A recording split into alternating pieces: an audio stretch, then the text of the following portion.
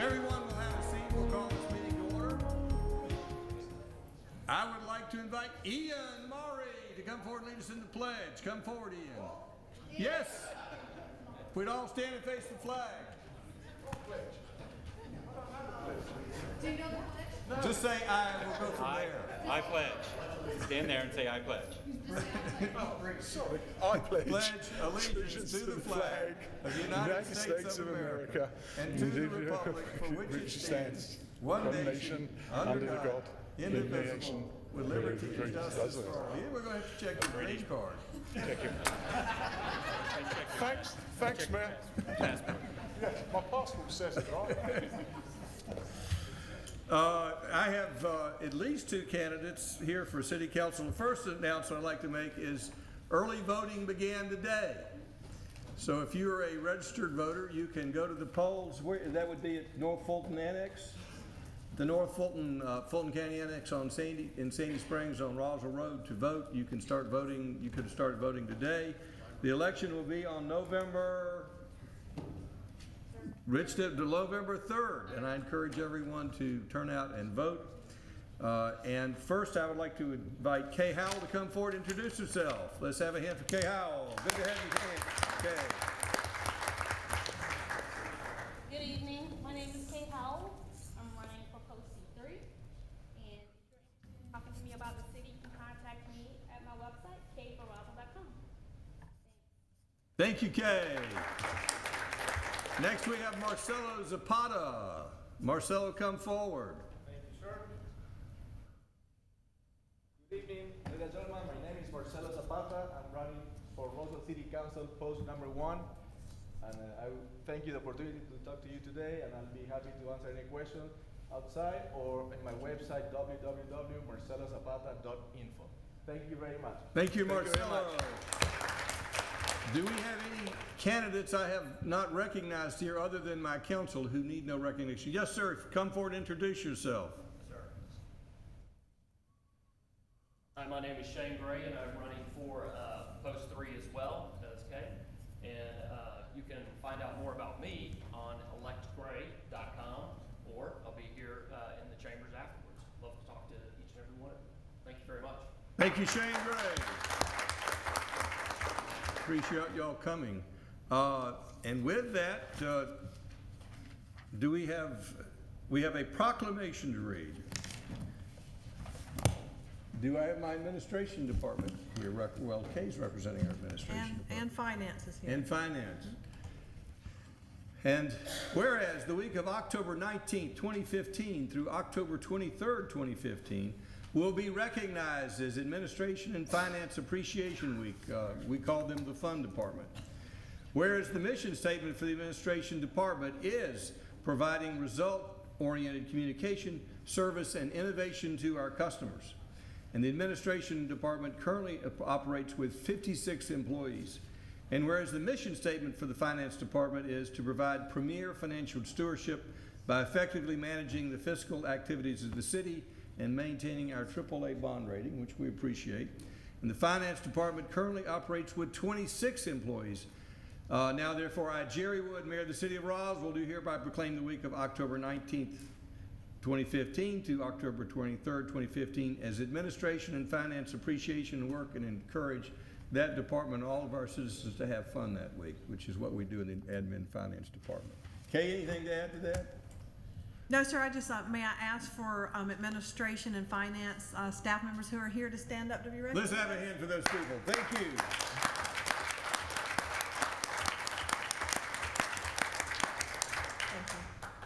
Thank you. Do we have a motion to approve the consent agenda? So moved. Motion by Councilman Orleans. Is there a second?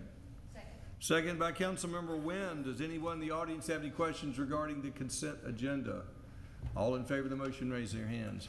Passes unanimously. At this time, I'll call upon liaison to the Community Development Department, Councilmember Becky Wynn. Thank you, Mr. Mayor. The first one on our agenda is RZ 201502206. They are requesting a deferral until, and I was going to pull this up and have it on December 14th. December 14th. Is there anyone in the audience who came here to be heard on that agenda item? Yes, sir. There is a motion to defer. There'll be an opportunity to be heard when it comes, but if you cannot make that meeting and you wish to make a statement tonight regarding the deferral or that rezoning, you can come forward, or you can save your comments until we're typically where there's a deferral, there's a further discussion and the plan changes from time to time. So if your comments may be moot if it's changed. So does anyone wish to comment on that item tonight? Seeing no hands up, we have a motion and a second. Councilmember Wynn. Mr. Mayor, there's one thing that I do want to do a conditional, and I did talk to the applicant and his attorney, that since they are going from a different category, they're going from townhouse to single-family detached, that they go through the Planning Commission before they come back to Mayor and Council in December. And my understanding is that the applicant and the attorney are agreeable to that condition. Do we have a motion and a second to defer? Any further discussion? Councilmember DiPolito. Thank you. Just, excuse me, just from a process standpoint, then this would just be sent back to Planning Commission on what date, and when does it come back to council? And I'm good, that's what it'll come back to council December 14. November 17th would be the planning commission date. And the reason we're doing that was it's giving the applicant and Mr. Rollator time to discuss with the surrounding communities their different plan and show them the revised site plan that they want to do. So, and to be able to have it go through Planning Commission one more time, since it is a different category that they're requesting. So that's the reason for my motion. We have a motion and a second. Any further discussion? All in favor of the motion, raise their hands. That's unanimous. Councilmember Diamond and Eigelhart are absent tonight with an excuse. Please proceed. Okay, thank you, Mr. Mayor. My next one is CV201502201, 980 Canton Street. It's a variance to the parking requirement. This item was deferred at the September 16th Mayor and Council meeting, and Mr. Brad Townsend will be presenting. This application started out with a variance request dealing with parking requirements to be with over 800 feet for the 980 Canton Street development. This is the location map for the property. It's in the DX property downtown mixed. This is the existing aerial of the property showing the location of the current building. The application started out with requesting a variance to parking. The applicant submitted a letter last week on Wednesday or Thursday indicating they had an agreement with 1002 Canton Street for 8 additional parking spaces. This is the letter that was submitted to the city showing that they have the additional 8 spaces. It's called from a current business called the Cat Clinic, just located 50 feet north of the subject property. This is the current requirement showing the site plan where they're required to have 18.36 or 19 parking spaces for the current site. This is the proposed site plan, a single-story building. The multifamily use has been removed. The parking variance has been removed. This is the Canton Street area where they have the additional parking spaces behind the gate. This meets the open space requirements and landscaping requirements. This gives you the breakdown of how the parking actually lays out and the number of spaces that are required. As you can see, there are a total of 7 behind a gate, 2 right behind the building, and 5 within the Canton Street Walk subdivision or development. That means that they do have the 19 required parking spaces in total for the proposed development, and that there are no variances being required. Understanding that they're not asking for rezoning tonight. They have So never asked for rezoning. Does this council need to, is any approval necessary for this by this council to move forward? None is needed by this council. Well, there's maybe some people here tonight. I want to give them an opportunity to ask questions. That's fine. But Councilmember Wynn, do you wish to add to that? Yes, sir. I just wanted to let if anybody was here, that we are not here to vote on the use of the building. We were just here for the variance to the parking requirements for this use. So I just want to make it very, very clear, it's not the use of the building that we were looking at, it was just the parking requirements, and that was all Correct. that we were required to look at. That's correct. So they're entitled to this as a matter of right. As a matter of right, with the parking spaces in the agreement in place, all they would have to do is submit a HPC application to the Historic Preservation Commission. That would be their first city action. All right, if you have any questions tonight, I'll recognize you. Does anyone in the audience have any questions regarding this building project? It's no longer a matter coming to this council, but if you came here tonight and like to have any questions, I'll recognize you. Seeing no hands up, Councilmember Orleans. Thank you. Appreciate it. Brad, I've got a couple questions for you. One, Green Oak Street, 4 spaces, where is that located? And then my second, go ahead.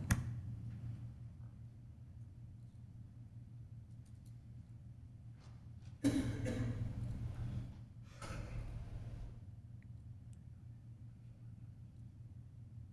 4 spaces that exist there.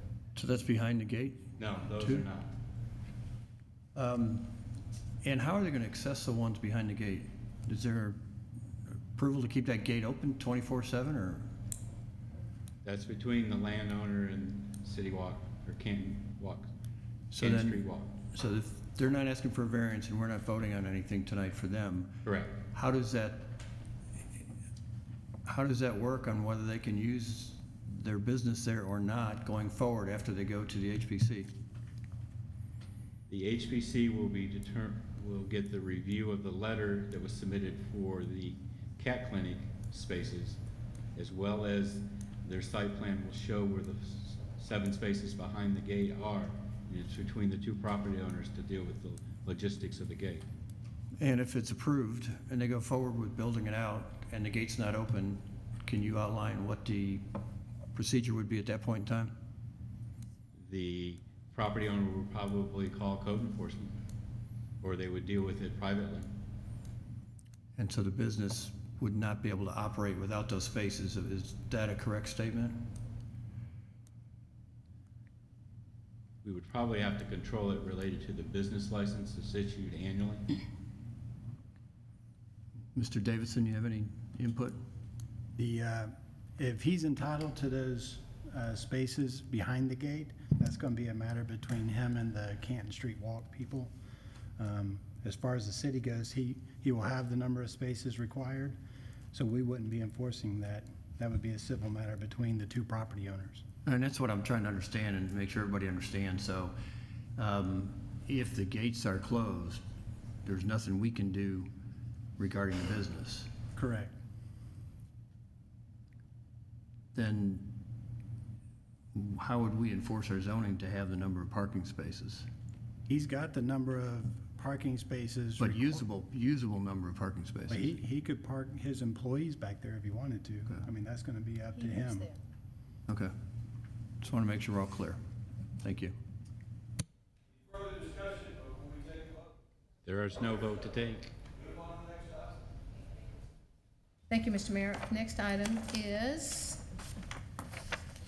approval of a text amendment to section 9.7.15 outdoor dining of the UDC to control the sale of alcoholic beverages in outdoor dining areas. And this will be the second reading. Mr. Townsend. This is second reading of an amendment to the Unified Development Code to control and prohibit outdoor dining areas to store or dispense alcoholic beverages. This is the second reading. Staff would recommend approval of the proposed amendment. Mr. Davidson, if you'd read the ordinance, please. Thank you. This is an ordinance to amend Article 9, Use Provision, Section 9.7.15, Outdoor Dining of the Unified Development Code of the City of Roswell, Georgia, to restrict the storage and dispensing of alcoholic beverages and for other purposes. Now therefore, the Mayor and Council of the City of Roswell, pursuant to their authority, do hereby adopt the following amendment. The City of Roswell Unified Development Code, Article 9, Use Provisions, Article 9.7, Accessory Uses, Section 9.7.15 outdoor dining is amended by adding Section 9.7.15B2F to read as follows, text of which is incorporated herein by reference, and if approved, this will be the second reading. Do we have a motion for approval? Motion to approve the second reading. A motion by Councilmember Wynn. Is there a second? Second. Second by Councilmember DiPolito. Does anyone in the audience have any questions or comments? Any further discussion by council? All in favor of the motion, raise their hands. Passes unanimously. Okay, the last one on mine is a final plat for Hill Street Commons. And that's going to be for Mr. Wolf, our Deputy Director of Community Development. Thank you.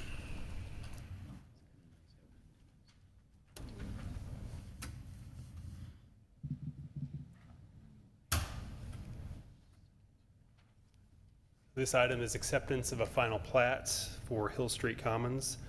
It's 24 townhome units on approximately 2 acres, the southwest corner of Hill Street and Myrtle Street. The city has received all necessary bonds and agreements. The staff is satisfied that it meets the requirements for acceptance of final plat.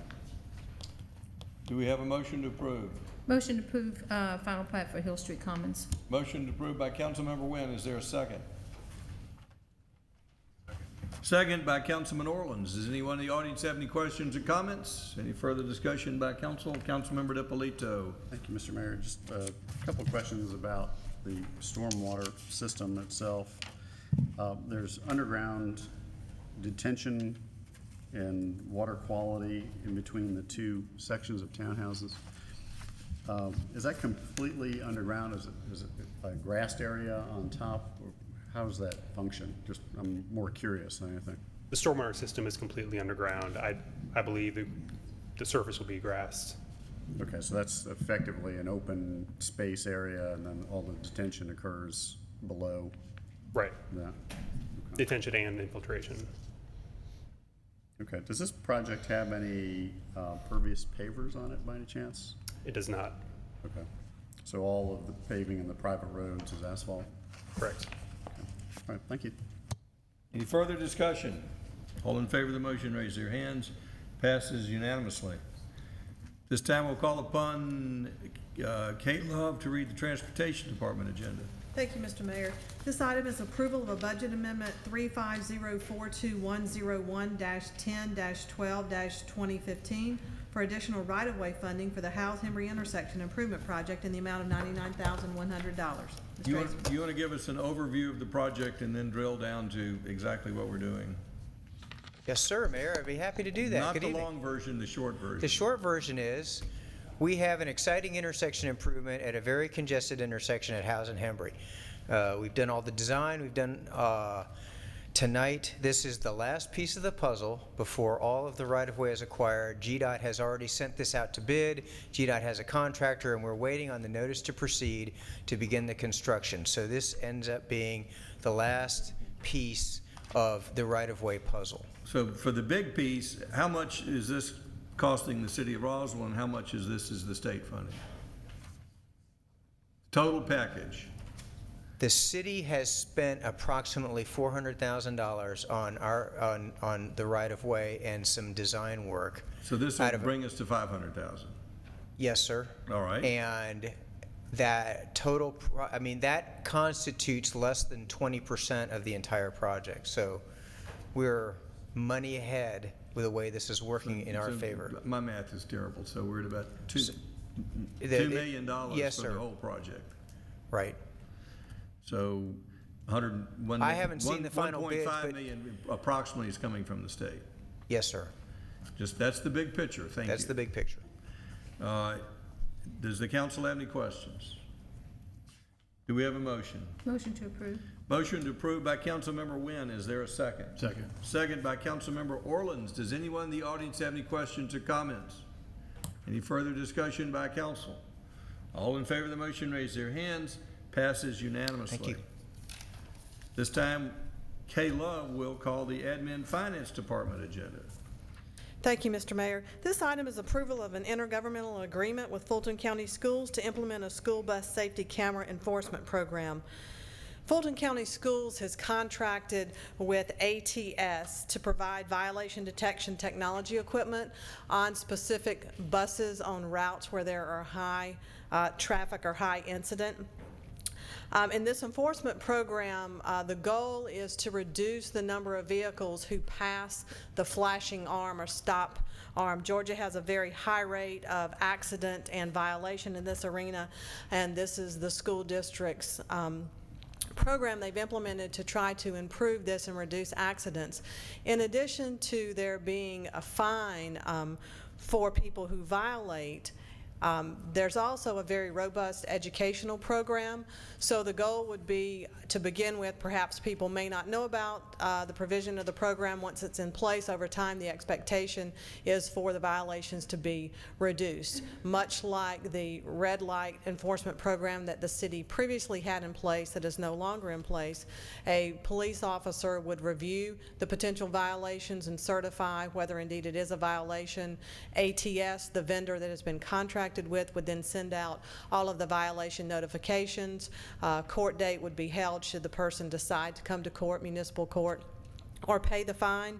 The first violation is $300. The second violation fine would be $750. The third violation would be $1,000. We estimate, based on what Fulton County has told us related to the number of violations we might see, take approximately 15 minutes per day for an officer to view these.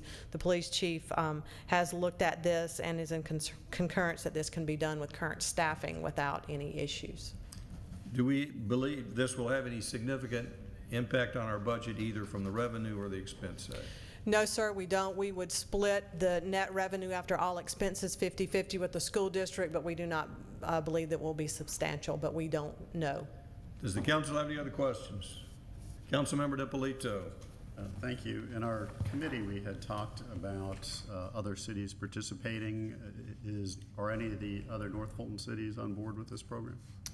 Alpharetta, I don't know about the other cities. It has been presented to all of the North Fulton cities, but I don't know where they are with their process. Cobb County has implemented it. Marietta has implemented it. I believe Duluth is another city that has implemented it. Okay, good. Well, hopefully they'll get on board, and assuming this passes, we'll be one of the leaders. Thank you. Anyone in the audience have any questions or comments? Any further discussion by council? All in favor of the motion, raise their hands. Do we have a motion? Oh, do we have a motion? I'll move for approval. Motion by Councilman Orleans. Is there a second? Second by Councilmember DiPolito. All in favor of the motion, raise their hands. Passes unanimously. Next item is approval of an amendment to Chapter 24, Utilities and Services of the City Code of Ordinances to move to a monthly billing cycle for City of Roswell utilities. This is the second reading. Mr. Lee, if you would come forward. Mr. Davidson. Mr. Davidson, if you'd read the ordinance. Thank you. This is an ordinance to amend Chapter 24, Utilities and Services, Article 24.12, Deposit, Article 24.24, Fees, Chapter 24.5.2, Bills, Billing Period, Payment Date, Penalty of the Code of Ordinances of the City of Roswell. Now therefore, the Mayor and Council of the City of Roswell, pursuant to their authority, do hereby adopt the following amendment, text of which is incorporated herein by reference, and if approved, this will be the second reading. So we'll go from a bi-monthly billing cycle to a monthly billing cycle. Correct, yes, sir. And that's with the recommendation of the Finance Department. Yes, sir, it is. Does the council have any questions? Councilmember DiPolito. Thank you. Mr. Lee, I know we talked about the potential reduction in outstanding balances that this would help alleviate, but have we looked at the cost of additional mailing and how that would impact our budget for this? Yes, sir, we did. We looked at our overall cost as we looked to move to monthly billing. For our printing and mailing, from a budgetary basis, it's about $14,500 more annually to move to monthly billing. So the impact budgetarily was $14,500. So do we anticipate somehow making up that additional cost? Yes, sir, I do believe, I mean, it's not something I can tell you specifically how, that it will be made up, but I do believe because we will have fewer late payments, if you will, or people skipping out on bi-monthly payments, having a more consistent communication pattern with our residents, and the ability to pay a smaller amount, I believe that we will collect at a higher percentage rate. Okay, thank you. Any other questions? Do we have a motion? Motion for approval by Councilmember Orleans. Is there a second? Second by Councilmember Wynn. Does anyone in the audience have any questions or comments? Any further? Yes, come forward, please. If you'll give us your name and address, we know it, but that's our practice here for the record. Kay Howell, 410 Mill Pond Road. Just a quick question. So you said it would be an extra $14,000. Is there any way you can do some kind of electronic so you don't get that cost? Yes, ma'am. That, in part, the reason that our cost is $14,500 is we have moved to electronic billing. We are currently billing about 2,800 people or customers through electronic process. Thank you. Any other questions? Good question. Any other questions? Any further discussion by council? All in favor of the motion, raise their hands. Passes unanimously. Thank you. Next item is approval of a resolution to establish water rates, service charges, consumption levels, and deposits for monthly utility service. Mr. Wynn. Thank you, Kay. This particular resolution is to establish our fees for a monthly basis. In the past, we've established those fees for bi-monthly. This resolution does not make any adjustments in the fees if they were either monthly or bi-monthly. It is a it's a revenue neutral in terms of our overall revenue generation. This resolution does provide for the fees for sanitation, stormwater, water, multifamily housing, various fees related to processing payments, deposit fee, penalties, as well as late fees. Do we have a motion? Motion to approve. Motion to approve by Councilmember Wynn. Was that a second by Councilmember Orleans? Yes, sir. Anyone in the audience have any questions or comments? Any further discussion by council? All in favor of the motion, raise their hands. Passes unanimously. City Attorney has a recommendation for closure to discuss litigation and real estate. Do I have a motion? Councilmember Orleans. DiPolito. I apologize for backtracking. Mr. Lee, I do have one other question for you. With respect to the monthly billing, when is that going to go into effect? We anticipate our January billing to be our first monthly billing. It'll take us 2 months to completely convert all of our residents to monthly billing. Okay, and I assume we're going to do a press release and just make sure that the public is aware of that. Yes, sir, we will. This is a change and to anticipate it. Yes, sir, we'll do mailer inserts as well as some press release and stuff on the website. Okay, thank you. Thank you. We have a motion for closure to discuss litigation, real estate, and personnel. Do we have a unanimous vote for that? Yes, sir. All right, Councilman Orleans, are you voting? Unanimous vote, we're adjourned. Go out and vote.